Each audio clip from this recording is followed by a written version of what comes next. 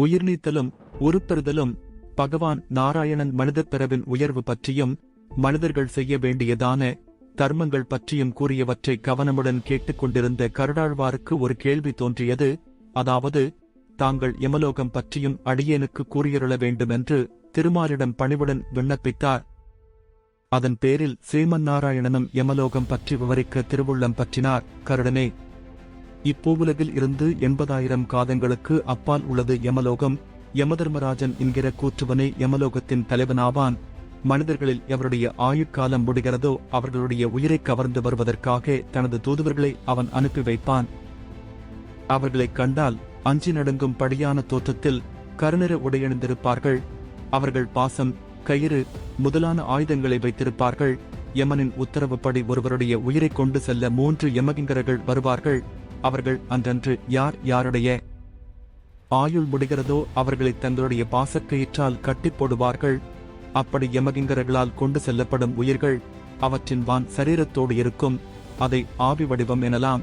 ஆவி வடிவிலான உயிர்கள் கூற்றுவனது முன்னிலையில் நிறுத்தப்படும். அந்த ஆவி வடிவிலான உயிர்களை பூவுலகில் அவர்கள் வாழ்ந்த வீட்டுக்கே அனுப்பிவிடும்படியும் 12 நாட்கள் சென்ற பிறகு தன் முன்பாக கொண்டு வரும்படியும் யமதர்மன் உத்தரவிடுவார். அவ்வாறே யமகிங்கர்களும் செயல்படுவார்கள் என்றார் திருமால். ஆவி வடிவிலான உயிர்கள் சுடுகாட்டில் தங்களுடைய தூல உடல் எரிக்கப்படுவதை சிதைக்கு 10 முழ உயரத்தில் இருந்து பார்த்து கொண்டிருக்கும். வாழும்போது நல்வினைகள் செய்த உயிராயின் தன்னுடைய தூல உடல் எரிக்கப்படுவதைக் கண்டு மகிழ்ச்சி அடையும். அறநெறியில் நின்றிராத உயிர்களாயின் தங்களுடைய தூல உடல் அழைக்கப்படுவதைக் கண்டு வருந்தி புலம்பும். யமனுடைய உலகத்தை 13ஆம் நாளில் மீண்டும் அடைகின்ற உயிர் தன்னுடைய ஆவி வடிவை உதறிவிட்டு பிண்ட வடிவத்தை தரிக்கும். கற்பத்தில் பிரவேசிப்பதற்கு இறந்தவரின் தூல உடல் மயான பூமியில் எரிக்கப்பட்ட பிறகு 12 நாட்களுக்கு அவருடைய வீட்டு மனிதர்கள் அவருக்காக பிண்டம் பிதிர்கடனாய் செலுத்தப்படும் பலி இட வேண்டும். காரணம், தூல சரீரத்தை இழந்து யமலோகம் சென்று கணப்பொழுதில் திரும்பி வந்த உயிரானது பசி தாகத்துடன் தான் முன்பு வாழ்ந்த வீட்டின் வாயிலில் நின்று கதறி எழும். அத்தகைய உயிருக்கு முதல் நாள் வைக்கிற பிண்டத்தால் சிரசு தோன்றும். 2ஆம் நாள் பிண்டத்தால் கழுத்தும் தோளும் உண்டாகும். 3ஆம் நாள் பிண்டத்தால் மார்பும், 4ஆம் நாள் பிண்டத்தால் வயிறும், 5ஆம் நாள் பிண்டத்தால் குப்புள் எனப்படும் தொப்புள் பகுதியும், 6ஆம் நாள் பிண்டத்தால் அதன் புட்டப் பகுதியும், 7ஆம் நாள் பிண்டத்தில் பிறப்புறுப்பும், ஆண்குறி அல்லது பெண்குறி, 8ஆம் நாள் பிண்டத்தில் தொடைகளும், 9ஆம் நாள் பிண்டத்தில் கால்களும் தோன்றும். 10ஆம் நாள் வைக்கப்படும் பிண்டத்தால் சரீரம் முழுமை பெற்றுவிடும். பிண்ட சரீரம் பெற்ற உயிரானது 11 மற்றும் 12வது நாட்களில்தான் வாழ்ந்த வீட்டிற்கு சென்று தன்னுடைய குடும்பத்தாருடன் தங்கியிருக்கும். பின்பு யமலோகத்தின் அதிபதியான யமதர்மனின் உத்தரவின் அடிப்படையில் 13ஆம் நாளில் மீண்டும் யமலோகத்திற்கு தன்னுடைய பயணத்தை துவங்கும். உயிர் மேற்கொள்ளும் இந்த பயணமானது இன்பம் நிறைந்த பயணமாக இருப்பதில்லை. மாறாக சொல்ல முடியாத அளவிற்கு பலவித இன்னல்களும் துன்பங்களும் நிறைந்த ஒரு பயணமாக அமையும். நாம் செய்த பாவ புண்ணியங்கள் மட்டுமே நம்முடன் இந்த பயணத்தில் பயணிக்கக்கூடியவை ஆகும். இவ்வுலகில் நாம் வாழும்போது சேர்ந்த அனைத்து பொருட்கள், உறவுகள் மற்றும் மனிதர்கள் என யாவும் இவ்வுலகில் மட்டுமே தங்கியிருக்கும். 13ஆம் நாள் அன்று யமதூதர்கள் பிண்ட சரீரம் பெற்ற அந்த உயிரை தங்களுடைய பாசக்கயிற்றால் கட்டி இழுத்து செல்வார்கள். நாளொன்றுக்கு பிண்ட சரீரம் பெற்ற உயிரானது 247 காத தூரம் அளவிற்கு பயணம் செய்ய வேண்டும். அந்த பயணம் இரவு பகல் என்று பாராமல் இன்னல்கள் நிறைந்ததாக இருக்கும். ஓய்வு என்பதே இல்லாமல் நீண்ட நேர தூரத்தையும் இந்த சரீரம் பெற்ற உயிரானது மேற்கொள்ள வேண்டும். அந்த பயணத்தின் போது பசியும் தாகமும் அந்த ஜீவனை துன்புறுத்திய வண்ணமாகவே இருக்கும். யமலோக பயணம் என்பது நாம் செய்த நன்மை தீமைகளை எண்ணி பார்க்க வைக்கக்கூடிய பயணமாகும். அந்த பயணத்தை மேற்கொள்ளும் பொழுது வைவசுத பட்டினம் என்ற நகரம் ஒன்று உள்ளது. அந்த நகரத்தில் வாழும் மிருகங்கள் பார்க்கவே கொடூரமான உருவத்துடனும் எதிரில் இருப்பவர்களை அச்சுறுத்தும் வண்ணமாக ஒருவர்களையும் தோற்றத்தையும் கொண்டதாக இருக்கும். யமலோக பயணத்தில் ஏற்பட்ட சோர்வின் காரணமாக பிண்ட சரீரம் பெற்ற ஜீவன் உண்பதற்கு உணவு இன்றியும் குடிப்பதற்கு நீர் இன்றியும் தவித்துக் கொண்டிருக்கும். அவ்விடத்தில் குடிப்பதற்கான தகுதியான தண்ணீர் என்று எதுவும் கிடையாது. மிகுந்த வெப்பத்துடன் கூடிய கொதிநீரே அந்த பட்டினம் முழுவதும் சூழ்ந்திருக்கும். கார்மேகங்கள் நிறைந்திருந்தாலும் அந்த மேகங்களில் இருந்து பொழிகின்ற நீரானது இரத்தத்தின் நிறமாகவே இருக்கும். பிண்ட சரீரம் பெற்ற ஜீவனானது இந்த நகரத்தை கடந்து செல்லும் பொழுது தாகம் அதிகமாக இருக்கின்றதை குடிப்பதற்கு தண்ணீர் இல்லையா இது எந்த ஊர் என்று புலம்பிய வண்ணமாகவே சென்று கொண்டிருப்பார்கள். பிண்ட சரீரம் பெற்ற ஜீவனானது யமகிங்கரர்கள் இழுத்து சென்று கொண்டு இருக்கும் வேளையில் பூமியில் பிறந்த தன்னுடைய புத்திரர்களை நினைத்தும் தான் அனுபவித்துக் கொண்டிருக்கக்கூடிய துன்பங்களை எண்ணியும் வருந்தி புலம்பிக் கொண்டு இருப்பார்கள். கண் பார்வை கெட்ட பின்பு சூரிய நமஸ்காரம் செய்து என்ன பலன் என்பதை பிண்ட சரீரம் பெற்ற ஜீவனானது யமகிங்கரர்கள் இழுத்து சென்று கொண்டு இருக்கும் வேளையில் உணரத் துவங்குவார்கள்.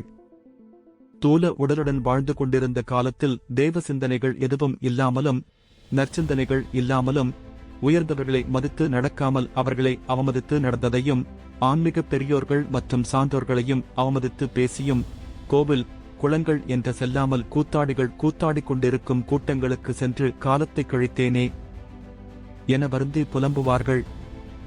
மேலும் அன்னை மற்றும் சகோதரியாக பார்க்க வேண்டிய மங்கையரை தவறான கண்ணோட்டத்தில் பார்த்தோமே, குழந்தைகள் என்று பாராமல் அவர்களுக்கு பலவித துன்பங்களை ஏற்படுத்தினோமே, பணம் பணம் என்று அலைந்து மற்றவர்கள் செய்ய இருந்த உதவிகளையும் தடுத்து அந்த உதவிகளை தனக்கென்று பயன்படுத்திக் கொண்டோமே, பொதுநல பணியில் இருந்து கொண்டு இல்லை என்று வருபவர்களிடம் பணம் பிடுங்கி அவர்களுக்கு செய்ய வேண்டிய வேலையும் செய்யாமல் இன்பமாக வாழ்ந்து கொண்டோமே, திறமைகள் இருந்தும் திறமைசாலிகளை முன்னுக்கு வர அனுமதிக்காமல் அவர்களை இகழ்ந்துரைத்து அவர்களின் திறமைகளை யாவரும் அறியா வண்ணம் அவர்களை அழைத்து பணம் பெற்றுக்கொண்டு திறமை இல்லாதவனை திறமைசாலியாக மாற்றினோமே என வருந்தி புலம்புவார்கள். யாருக்கும் எப்பொழுதும் அன்னம் இடாமல் நல்ல காரியங்கள் எதையும் செய்யாமலும் நன்முறையில் வாழ வேண்டுமென்று எடுத்துரைத்து வேத நெறிகளை பின்பற்றி நடவாமல் இருந்ததையும் எண்ணி பெருமூச்சு விடுவார்கள்.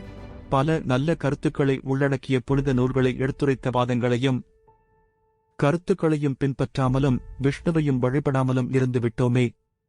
புராணங்கள் யாவும் கட்டுக்கதைகள் என்று ஏளனம் செய்து புராணங்களில் கூறிய விரதங்களையும் பின்பற்றாமல் இருந்தேனே, அமாவாசை தர்ப்பணத்தையும் ஏளனம் செய்து மறந்தேனே என வருந்தி புலம்புவார்கள்.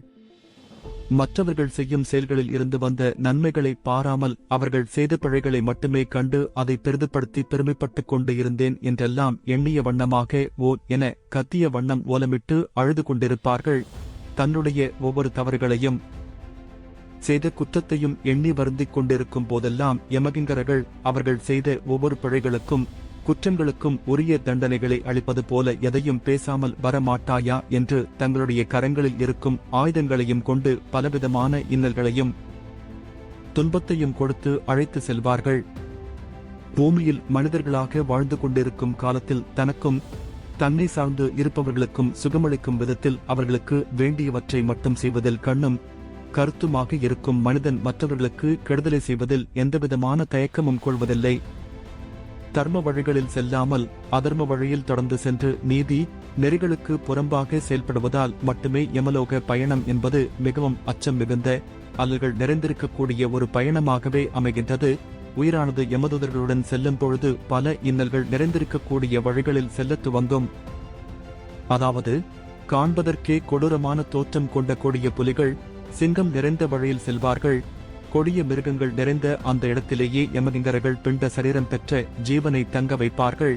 மிருகங்களின் விழிகள் சிவப்பு நிறங்களிலும் அதை காணும் போதே நமக்கு பயத்தை ஏற்படுத்தும் வகையிலும் இருக்கும்.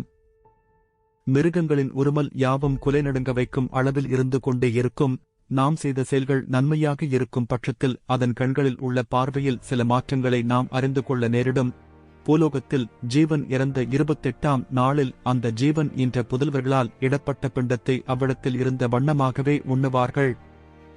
பின்பு அங்கிருந்து பயணத்தை மேற்கொள்வார்கள். அங்கிருந்து பயணம் செய்து யாமியம் என்ற நகரத்திற்கு ஜீவன் இறந்த 30வது தினத்தில் அடைவார்கள். அந்த யாமியம் என்ற நகரத்தில் கணக்கில் டங்கா வண்ணம் ஏராளமான பிரேத ஜீவன்கள் கூட்டம் கூட்டமாக தங்கியிருக்கும். இந்த நகரத்தை மூதாதையர் வசிக்கும் நகரம் என்றும் சொல்லலாம். இந்த நகரத்தில் சொற்ப காலங்கள் மட்டுமே அந்த பிண்ட சரீரம் பெற்ற ஜீவன் தங்கியிருக்கும். பிறகு 2வது மாதத்தில், அதாவது 2வது மாத சிரார்த்தத்தின் போது தனக்காக பூமியில் வைக்கப்படுகின்ற 2வது மாசிக பிண்டத்தை உண்பார்கள். தனக்கான உணவை உண்ட பின்பு ஜீவனானது பயணத்தை யமதூதர்களுடன் மேற்கொள்ள துவங்கும். பூமியில் மனிதர்களாக வாழ்ந்து கொண்டிருக்கும் காலத்தில் தனக்கும் தன்னை சார்ந்து இருப்பவர்களுக்கும் சுகமளிக்கும் விதத்தில் அவர்களுக்கு வேண்டியவற்றை மட்டும் செய்வதில் கண்ணும் கருத்துமாக இருக்கும் மனிதன் மற்றவர்களுக்கு கெடுதலை செய்வதில் எந்தவிதமான தயக்கமும் கொள்வதில்லை. தர்ம வழிகளில் செல்லாமல் அதர்ம வழியில் தொடர்ந்து சென்று நீதி நெறிகளுக்கு புறம்பாக செயல்படுவதால் மட்டுமே யமலோக பயணம் என்பது மிகவும் அச்சம் மிகுந்த அல்லல்கள் நிறைந்திருக்கக்கூடிய ஒரு பயணமாகவே அமைகின்றது. உயிரானது யமதூதர்களுடன் செல்லும் பொழுது பல இன்னல்கள் நிறைந்திருக்கக்கூடிய வழிகளில் செல்ல துவங்கும். அதாவது காண்பதற்கே கொடூரமான தோற்றம் கொண்ட கொடிய புலிகள் சிங்கம் நிறைந்த வழியில் செல்வார்கள். கொடிய மிருகங்கள் நிறைந்த அந்த இடத்திலேயே யமகிங்கரர்கள் பிண்ட சரீரம் பெற்ற ஜீவனை தங்க வைப்பார்கள். மிருகங்களின் விழிகள் சிவப்பு நிறங்களிலும் அதை காணும் போதே நமக்கு பயத்தை ஏற்படுத்தும் வகையிலும் இருக்கும். மிருகங்களின் உருமல் யாவும் குலை நடுங்க வைக்கும் அளவில் இருந்து கொண்டே இருக்கும்.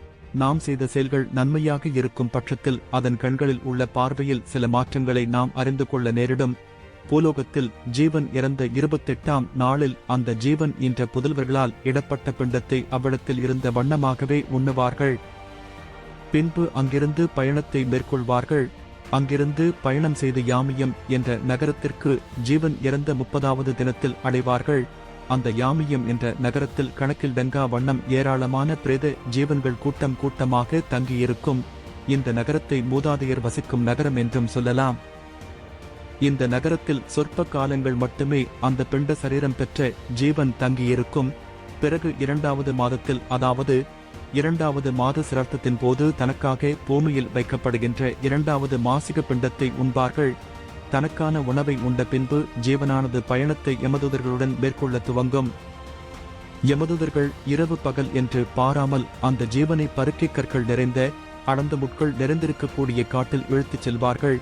அந்த காட்டு வழியில் யமகிங்கரர்களால் வழியெங்கும் பலவித கொடுமைகளையும் இன்னல்களையும் அனுபவித்த வண்ணமாக தொடர்ந்து சென்று கொண்டே இருப்பார்கள். பயணங்களை மேற்கொள்ளாமல் ஏதாவது தடைகளை செய்ய முற்பட்டால் யமகிங்கரர்கள் சாட்டையால் அடித்து தடையை ஏற்படுத்திக் கொண்டு இருக்கக்கூடிய ஜீவனை இழுத்துச் செல்வார்கள். பலவிதமான கொடுமைகளையும் இன்னல்களையும் அனுபவித்த பிண்ட சரீரம் பெற்ற ஜீவன் சங்கமன் ஆண்டு கொண்டு இருக்கக்கூடிய சௌரி என்னும் நகரத்தை அடையும். அந்த நகரத்தில் இருந்த வண்ணமாக 3வது மாதம் இடக்கூடிய பிண்டத்தை ஏற்று தனது பயணத்தை மீண்டும் தொடரும். இவ்விதமாக பயணங்களை மேற்கொண்டு 4வது 5வது மற்றும் 6வது மாதத்தில் மாசிக பிண்டத்தை உண்ட வண்ணமாக வைதரணை எனப்படும் துர்நாற்றம் நிறைந்த நதியை அடைவார்கள். இந்த நதியை கடந்து செல்வது என்பது எளிதல்ல. பூமியில் வாழ்கின்ற காலத்தில் கோதானம் செய்தவர்களுக்கு மட்டுமே வைதரணை என்னும் நதியை எளிதில் கடக்க முடியும். கோதானம் செய்தவர்களுக்கு அந்த பசுவின் வாலானது கயிறு போல் வைதரணை நதியில் தெரியும். அதை பற்றிக்கொள்வதன் மூலம் நொடிப்பொழுதில் இன்னல்கள் மிகுந்த துர்நாற்றம் கொண்ட வைதரணை நதியை கடந்து அக்கரையில் வீசி எறியப்படுவார்கள்.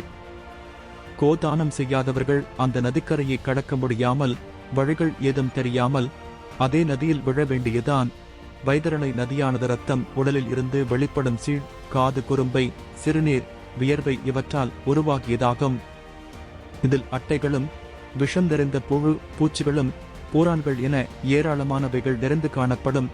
பகுத்தறியும் தன்மை கொண்ட இறந்த அனைத்து உயிர்களுமே வைதரணை நதியை கடந்தாக வேண்டியிருக்கும்.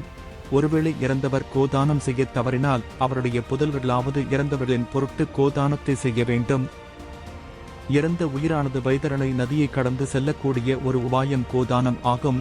இல்லாவிடில் நெடுங்காலம் அந்த நதிக்கரையில் மூழ்கி தவிப்பதை தவிர வேறு வழிகள் கிடையாது. நதிக்கரையை கடந்து செல்கின்ற ஜீவனானது யமதர்மனின் சகோதரனாகிய விசித்திரன் ஆண்டு கொண்டு இருக்கக்கூடிய நகரத்தை அடைந்து அங்கே தங்குவார்கள். சிறிது காலத்திற்கு பின்பு அங்கிருந்து புறப்படும் பிண்ட சரீரம் பெற்ற ஜீவனானது தன்னுடைய 7வது மாசிக பிண்டத்தை எடுத்து உண்ண முடியாமல் துன்பப்படுவார்கள். காரணம் என்னவென்றால் அதன் வழியில் எதிர்ப்படும் சில பிசாசுகள், பைசாசங்கள் மாசிக பிண்டத்தை தட்டிப்பறித்துக் கொள்வார்கள். வாழ்கின்ற காலத்தில் தான தர்மங்களை குறைவில்லாமல் மற்றவர்களுக்கு உணவளித்து அன்னதானம் செய்தவர் மட்டுமே இறந்த பின்பு தனக்கான நற்பலன்களை அனுபவிக்க முடியும். அவ்வாறில்லாமல் குற்றங்களும் பாவச்செயல்கள் செய்தவர்களுக்கு அவர்களின் புத்திரர்களால் அளிக்கப்படும் பிண்ட உணவை உண்ண முடியாமல் மிகவும் வருத்தம் அடையக்கூடிய நிலைக்கு ஆளாவார்கள். யமலோகத்தை நோக்கி பயணம் செய்கின்ற உயிரானதுதான் இறந்த 7வது மாதத்தில் கோதானம் செய்திருந்தால் பாதி தூரம் அடைந்திருக்கும். 8வது மாதத்தில் பக்குவபதம் என்கின்ற நகரத்தை அடைந்ததும் மாசிக பிண்டத்தை அந்த ஜீவன் ஏற்றுக்கொள்கின்றது. பிண்டத்தை ஏற்றுக்கொண்ட பின்பு தனது பயணத்தை மேற்கொள்ள துவங்குகின்றது. ஒவ்வொரு மாதத்திலும் ஒவ்வொரு நகரத்தை அடைய துவங்குகின்றது. அதாவது 9வது மாதத்தில் துக்கதம் என்ற நகரத்தை அடைந்து மாசிக பிண்டத்தை ஏற்றுக்கொள்கின்றது. இதேபோன்று 10வது மாதத்தில் நாதாகிராந்தம் என்னும் நகரத்தை அடைந்து 10வது மாதத்திற்கான மாசிக பிண்டத்தை ஏற்கும். இந்த நகரத்தில் கோதானம் செய்யாமல் இறந்த ஜீவன்களும் அல்லது அவர்களுக்காக கோதானம் செய்யப்படாத ஜீவன்களும் இவ்விடத்தில் ஆவி வடிவங்களாக அலைந்து கொண்டே இருக்கும். அந்த பகுதியே ஆவிகளின் ஓலத்தால் நிரம்பி காணப்படும். அங்கு செல்கின்ற ஜீவனானது அதத்தம் என்கின்ற நகரத்தில் தங்கியிருக்கும் பொழுது தனக்காக வைக்கப்படுகின்ற 11வது மாத மாசிக பிண்டத்தை ஏற்றுக்கொள்கின்றது. அங்கிருந்து மீண்டும் தனது பயணத்தை துவங்கும் பிண்ட சரீரம் பெற்ற ஜீவனானது தாங்க முடியாத அளவில் முழுவதுமாக குளிர் நிரம்பி இருக்கக்கூடிய சீதாப்பம் என்னும் நகரத்தை அடைய துவங்குகின்றது. அந்த நகரத்தில் தங்கியிருக்கும் பொழுது 12வது மாதத்திற்கான பிண்டத்தை ஏற்று உண்கின்றது. மனித உடலில் வாழ்ந்து கொண்டு இருக்கும் பொழுது கம்பளி படுக்கை தானம் செய்யாதவர்களை அந்த குளிரானது மிகவும் வாட்டி புரட்டி போடும் அளவில் இருக்கும்.